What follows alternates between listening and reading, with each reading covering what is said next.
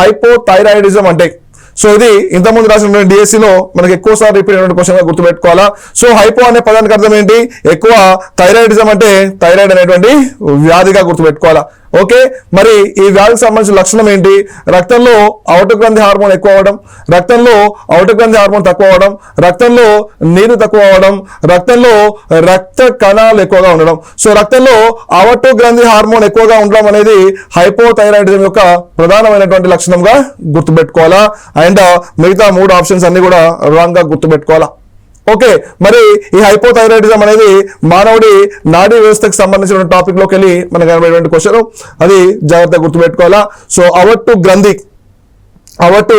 గ్రంథి దీన్నే మనం థైరాయిడ్ గ్లాండ్ అనేటువంటి పేరుతో కూడా పిలుస్తా ఉన్నాం. ఇది మానవుడి యొక్క గొంతుకి ఇరువైపులా ఉండేటువంటి గ్రంథి. మరి అంతఃస్రావిక వ్యవస్థలో అతిపెద్ద గ్రంథి అవర్టు గ్రంథిగా గుర్తుపెట్టుకోవాలా.